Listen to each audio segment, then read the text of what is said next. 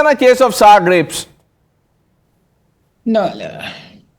No, but I just we should get serious on the topic, because it's a very important topic, because it's disturbing, these taunting statements that have been made over the past, not just today, but over through you. You really do think that screaming that the constitution has been murdered, that the elections are a total fraud, that the ruling government is stealing votes, that all our constitutional independent bodies, our judiciary, have been totally destroyed and compromised, that all wealth is controlled by a few crony billionaires, when none of it is true. You think we can't see through you that all this is being done for one purpose only, to spring 1,000 Nepals on India's streets? Pranesh, they are hoping and praying for a bloody revolution in India, with a civil war based on religion, language.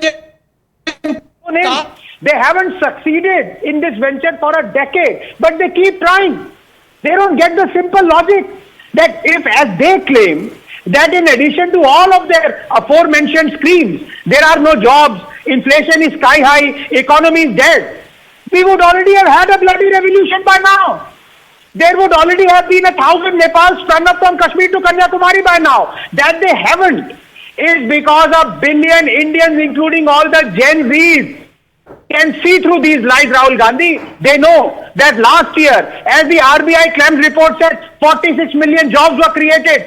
They know that the inflation is at 1.54%, the lowest in 7 years. They know that the PMI manufacturing is at an all-time high, that inequality Gini is at an all-time low, that Sensex is at an all-time high, that exports are at an all-time high, vehicle sales are at an all-time high, India's GDP is growing at a blistering 7.2%. If none of this was true, India indeed would have had been Nepal, Gen Z or no Gen Z. तो थोड़ा भाई अक्ल से काम लो, Gen Y, Gen X reverse मत चलाओ, आगे चलो आगे और सच बोलो. रवि श्रीवास्तव जी, आप सच बोलेंगे? क्या हो गया? जेन जी ने रिजेक्ट कर दिया राहुल जी को?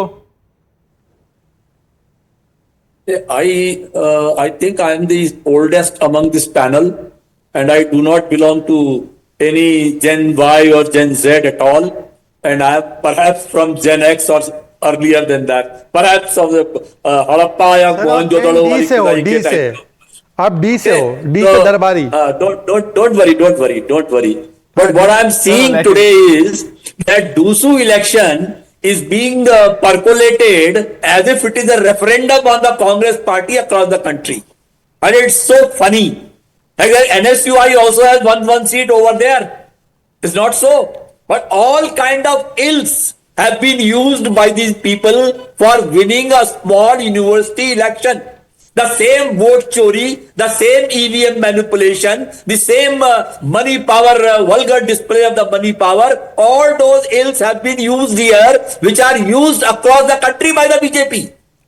So it's nothing new in it. अच्छा रवि श्रीवास्तव जी, देखिए दो आपने महत्वपूर्ण पॉइंट उठाए. शहजाद जवाब देना चाहते हैं, फिर मैं जा रहा हूं डॉक्टर जोशी के पास. आप कह रहे हैं ईवीएम चोरी हुआ है. पहले आपने पूछा this was not a referendum, this is some university election. Rahul Gandhi made it a referendum by saying Gen Z will come with me.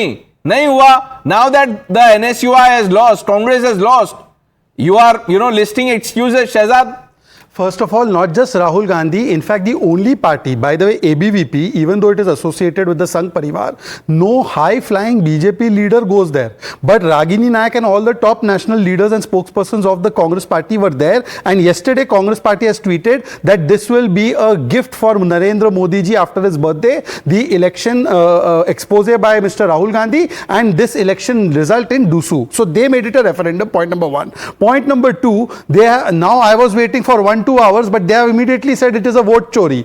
अरे भाई साहब, what happened to your vote chori PowerPoint presentation? वहां पर कितना vote कटा?